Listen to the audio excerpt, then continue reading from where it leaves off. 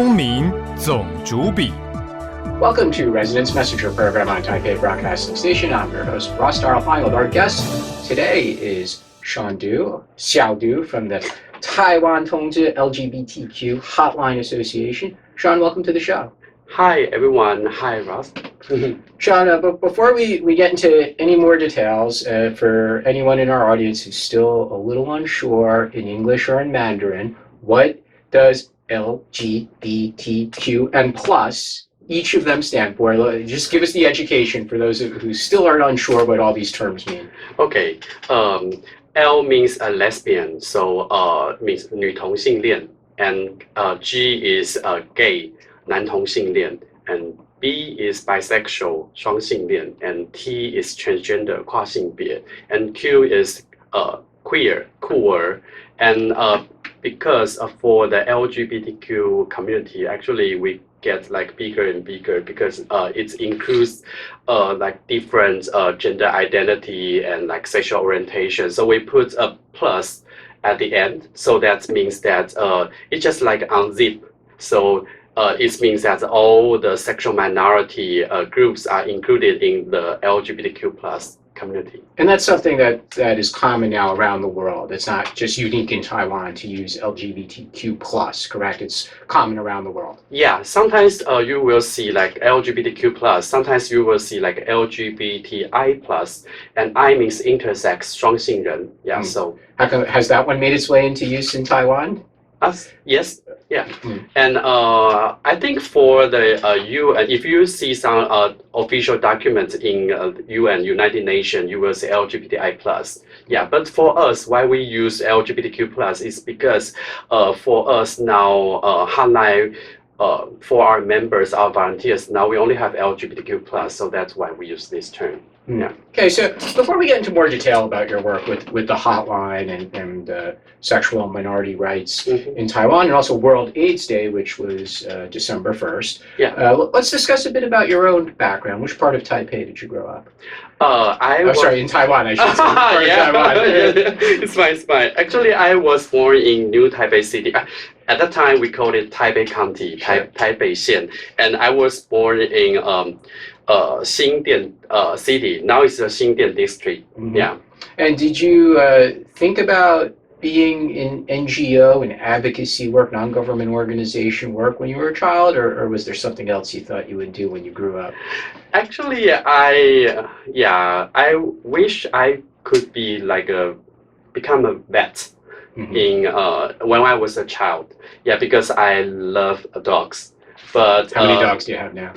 Now no, but I used to have 2 dogs. Yeah, but when they died, I feel very sad. So I think that it's better not to start to raise a dog so easily. Yeah, and because in high school I just I attended the 第一类组, which was for like a low like business. Yeah, so I cannot become a vet at the time in college, so that's why. So they put you in the more serious kind of stream there to study law and business.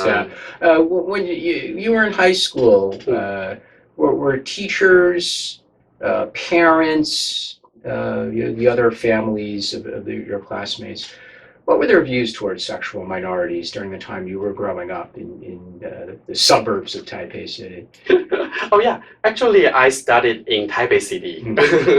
Yeah, I studied in 师大附中. Oh, that's a very respectable high school. Yes, yeah, and actually... and correct me if I'm wrong, because I'm obviously a foreigner, I'm not from Taiwan, but I've been told that 师大附中 actually has a reputation for being more progressive, more liberal than a lot of high schools. Yes, actually yes. Yeah, so it's quite free to become a high school student in 师大附中, but actually I must say that for the LGBTQ issues, actually, because I am almost I'm in my late 30s, so in my when I was a high school student, we never talk about this topic, and I never knew anyone who is LGBT in my real life. Even in the mid or late 90s when you were in high school? In high school, I think almost when I was a graduate, so I get to know like some I don't know how to say it in English. Senpai, like people who are like in higher class than me. Yeah, so I get to know like your 学长. 学长, yeah, 学长, yeah. I get to know like one gay 学长. Yeah, but before I never knew anyone who is LGBT, and so I feel very lonely in school. And my teachers, they never talk about this topic. Obviously didn't talk about it in a positive way, but did they ever talk about it in a negative way? Oh yeah. Of course, some teachers may like just make some jokes about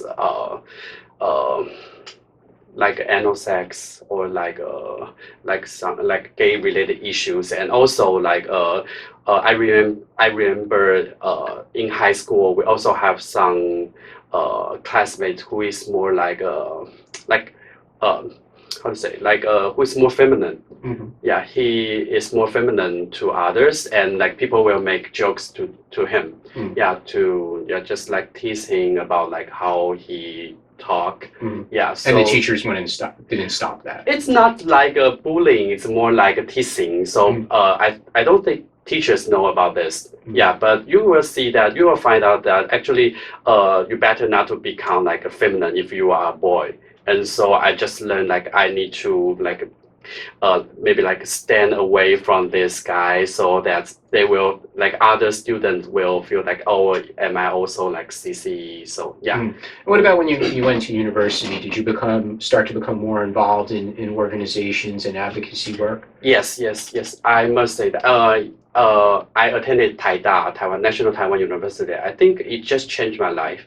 I just remember one thing when I see your questions. When I attended Taida, at first we need to, the school will ask you to fill out some questionnaires about your like mental situation, your mental health issues, and they ask me about my sexual orientation. And I think, why would they ask that? Why is it any of their business? I think it's just maybe just for them to take it as like a statistics, so they can see like, oh, we have LGBTQ students in our schools. Yeah, and I forget it's like an anonymous test questionnaire or not, but I remember that when I saw the question, I just think about, should I tell the truth or not? And finally, I just say that, oh yeah, I'm homosexual, and I'm really worried about that. Will they see this, or will they just like judge me about this? But of course not. Yeah, and in college, I attended the gay student club, and I get to know someone who is just like me,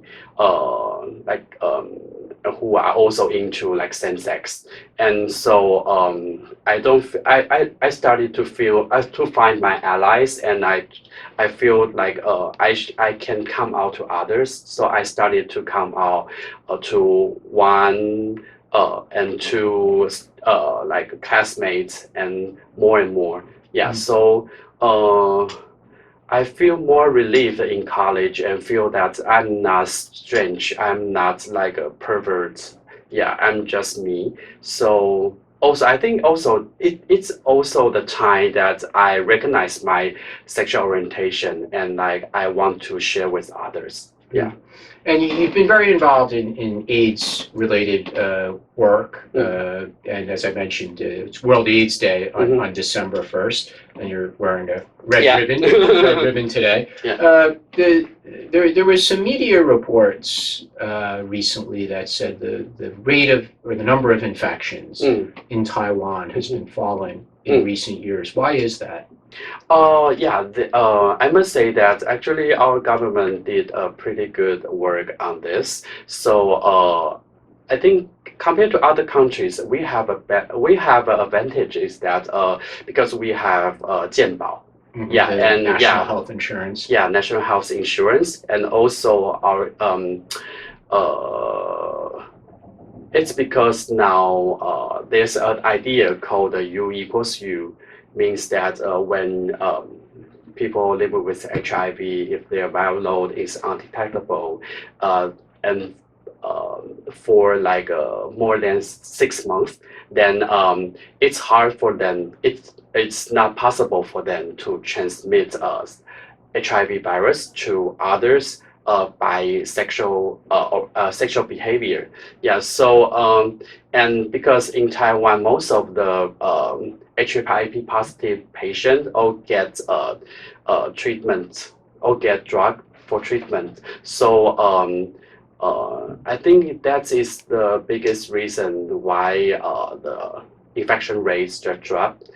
And also there are other ways like we provide like a PrEP and PAP for prevention. So now we have not only condoms, we have like more prevention tools. Yeah. What more could still be done for AIDS and HIV in Taiwan, though? Through some of your work, and you said the government does a pretty good job. But what are some things that still need to be done, or where's there room for doing more? Yeah, I must say that when I say that our government do a good job is for like treatment, but what I think we can do more, our government can do more, is about like one thing is that how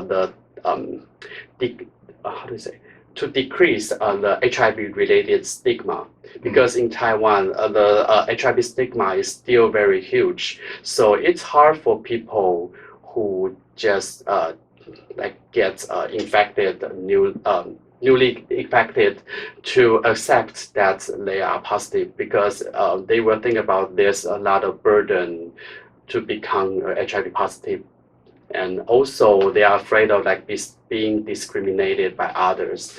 Which, of course, I must say that this situation is getting better, but still people are afraid of that. And also another thing is that in Taiwan, we also have another issue is that if you know that you are positive, and if you like if I know that I'm HIV positive, and if I don't tell you, and I have unprotected sex with you, then I will be punished. And if that causes your infection, and it will cause I will be punished. You have a criminal liability, like for 5 years to 12 years. But are the prosecutors, do they actually pursue those kinds of cases? You look, there are a lot of laws that are in the book, but the prosecutors don't always pursue those kinds of cases.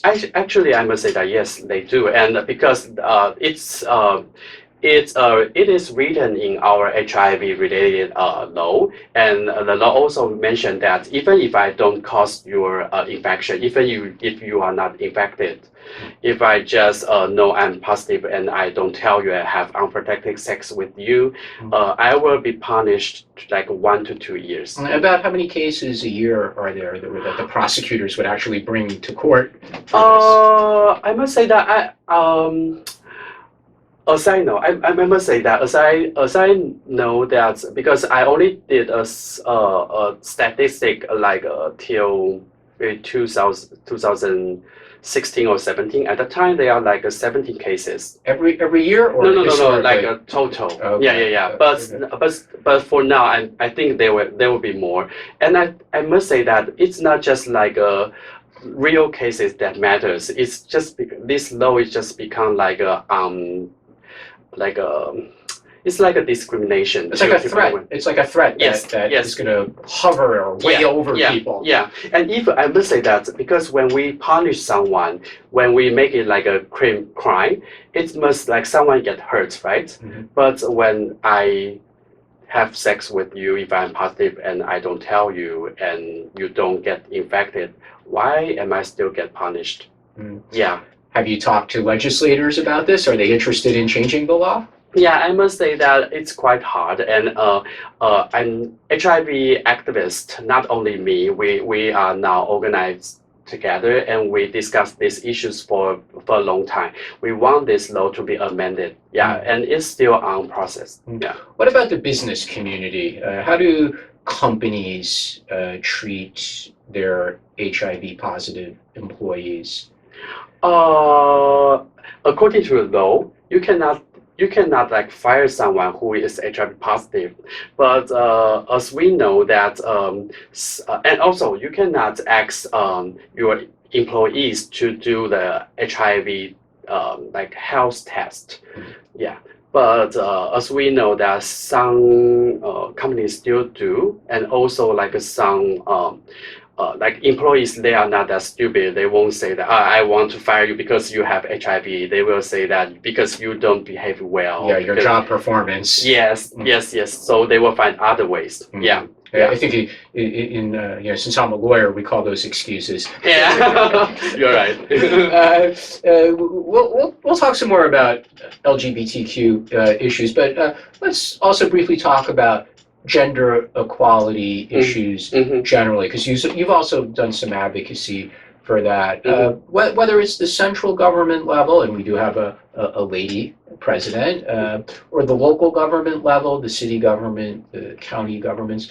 What more can the governments do for gender equality generally? I must say that actually, although when we talk about gender equality, like compared to other Asian countries, I think we are just like more progressive than others. But I think we are not still like fully like equal for like male and female. Just like small cases, like for the like public space, you can see that for like men and women, when we talk about like a restroom, toilet, you can still see that women will wait for a long line, just want to go to the restroom, and when men just like go inside and out like very quickly. It's because of because before we just think the gender related policy like an equal treatment, just like for the public space. So for men, you have this kind of space. Then we just like we just like same space for women, but we just forget to think about that. Actually, when like for when we talk about like going to a restaurant, women will take like 3 times longer than men. Just this kind of issue. So there's more details that people need to think about. Yes. And also other issues are still need to be think about that, like how to say, like 同工同酬, like equal work, equal paid. Still a problem in Taiwan. Yeah, still we are not like for equal work, equal pay. Of course, that's a problem all over the world. We're going to take a short break. You're listening to Residence Messenger program on Taipei Broadcasting Station. Welcome back to Residence Messenger program on Taipei Broadcasting Station. Our guest today is Xiaodu from the Taiwan Tongjie LGBTQ Hotline Association, and we were talking about World AIDS Day. That was on December 1st, and LGBTQ rights and gender equality in Taiwan. Of course, Sean, the issue that got Taiwan an enormous amount of media attention was the Constitutional Court decision in 2017, and then within 2 years, the Legislative Yuan was required to take some action to follow up on the Constitutional Court decision that there should be marriage equality, and they passed the special law. And as a lawyer myself, I thought that was an odd approach. That the right way to do it for equality would have been to just change the civil code, but that's what they did. They had a lot of pressure, different sectors of society, the referendums in 2018 that said there had to be a special law, no changing the civil code. All right, we're over a year into implementation. Tell us about implementation of the marriage equality law. What's good? What are the issues that still need to be worked on? Okay. As you mentioned that it's like a special law, and so it's not like fully equal to our civil code. And I mean, most of the articles are just like the same as the civil code. But they try to use some neutral wording. Yes. Just like the top, like the term, how do you say, the topic of the law, the term of the law, it's called the 释字78号解释施行法. You're right. The implementation of the Constitutional Court decision law. Yes, thank you. Yeah, so they don't use marriage. Marriage. But they talk about marriage in like specific article. Yeah, which was a big argument to get to that point. Yes. And also, what's good for the law, I must say that because it's the first marriage law for LGBT for same-sex couples in Asia. So of course it's very important. But is there something that need to be improved? Yes, there are several things. Like the first thing is that in the law, according to the law, that if I get married with my boyfriend, we can only do single adoption for each one, but we cannot do like a mutual, like a co-adoption to some children who don't have our blood. Yeah, and also there are several issues that is related to other law. Is that like for transnational couples, like one is Taiwanese and the other one is a foreigner. According to the law, now we can only get married for Taiwanese. We can only get married with like other same-sex person whose country is already legal for same-sex marriage. Even if you try to register the marriage here in Taiwan with the foreigner spouse, if the foreigner spouse comes from a country that does not have marriage equality, does not, right? Yeah, then you cannot get married in Taiwan. No, you cannot go to get registered. Yeah, so yeah, that's another thing. And also, like for same-sex couple, we cannot use the artificial insemination technologies in Taiwan. So yeah, now this kind of artificial insemination technology are only for straight husband and wife who cannot give birth. Yeah. I'll ask you a tough question. The challenges or the problems that you just identified with the law, are you optimistic or not optimistic that these could be changed in the short term, within the next 2-3 years? Which part? All of them. All of them. Okay. I must say that we are now LGBT group, gender group, and activists. We are now trying to work with our government and trying to work with the legislators and trying to amend the law. And some. But the key thing, Sean, is are they willing to do it or not? I must say that some topics are easier. Yeah, some topics are easier, but some topics are a little bit hard. I must say. You have a timeline for when there might be some votes in the legislative UN about changing the law? Yeah, of course. We want next year, for example. Do you expect to see some action?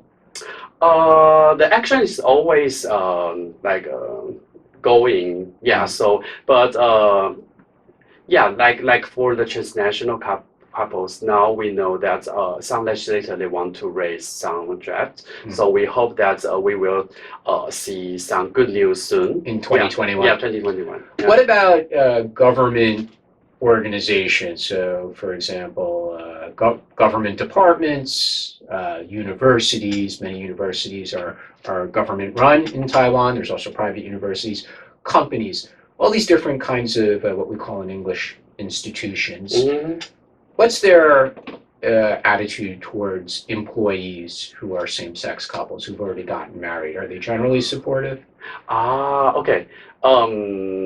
Yeah, that's a good question. I must say that because now we have the special law for same-sex marriage, right? So at least for the HR section, they got to follow the law. Yeah, they have to follow the law. Yeah. So and as we know that now more and more companies want to have this kind of training for same-sex couples or for LGBT issues in companies, but most of them are just a big transnational corporate. Yeah, and we online we did a survey together with another LGBT organization called the Taiwan Equality Campaign. So we did a survey for LGBT employees online, and we get more than 2,000 responses. And in the survey, we found out that only 55% of the participants just say that they come out to some colleagues in the workplace. And when we talk about do you come out to your like supervisors or like your bosses, the number just dropped down to like only less than 30%.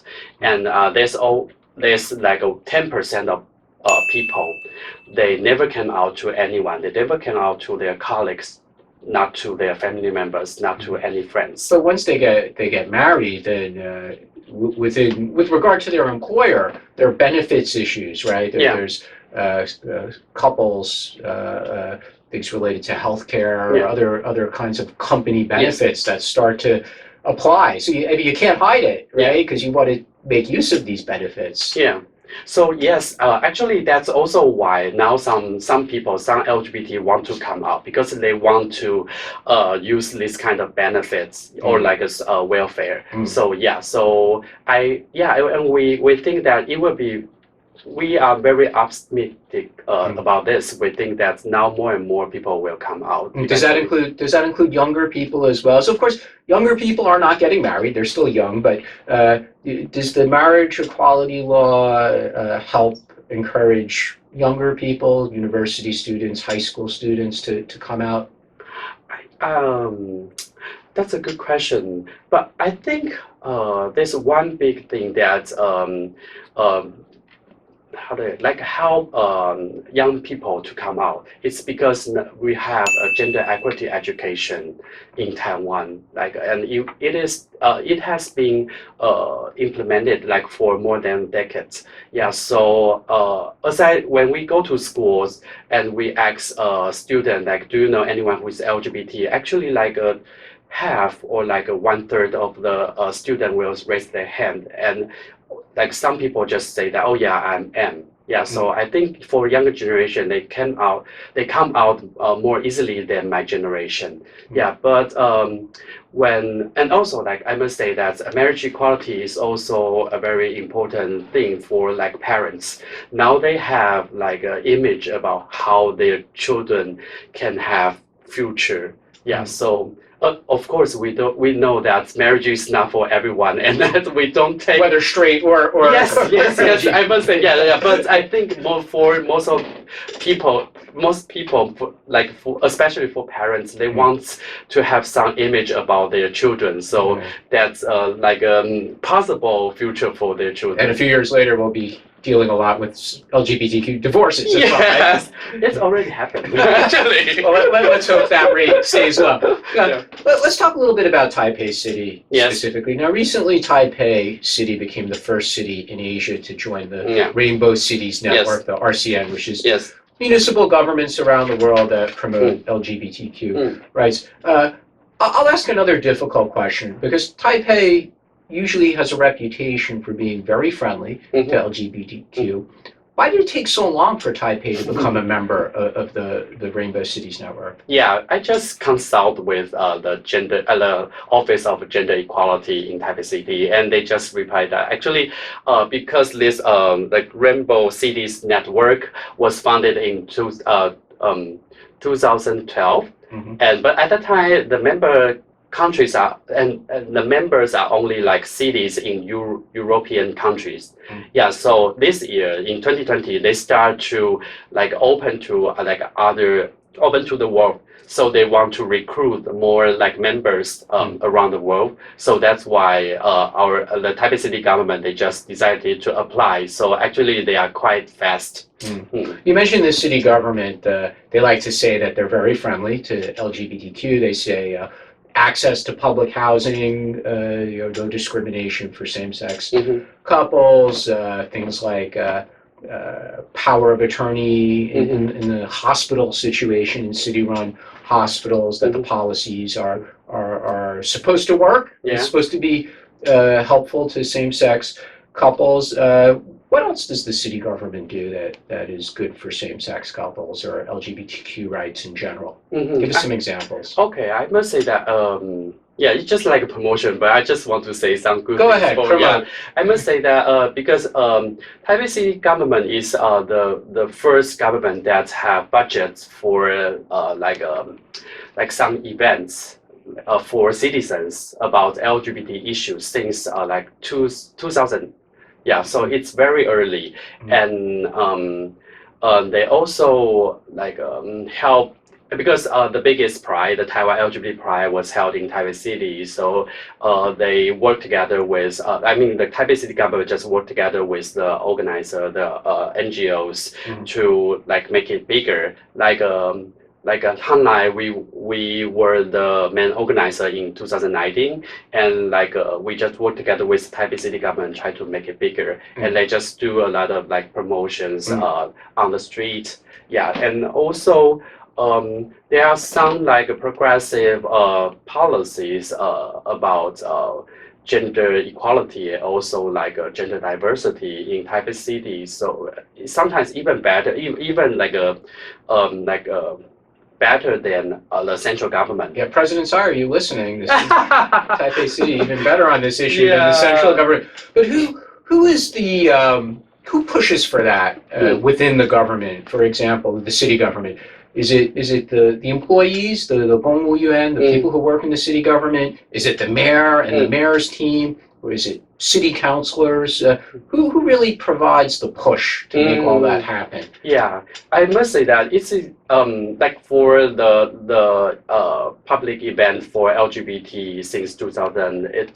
I must say that we have worked together with the Department of Civil Affairs. Actually, they are quite LGBT friendly. And also we have the Office of Gender Equality in Taipei City government. And also recently it's the Department of Tourism. Yeah, so they are quite LGBT friendly and they have some progressive work on this. And also, yeah, we have very LGBT friendly city councilors in council.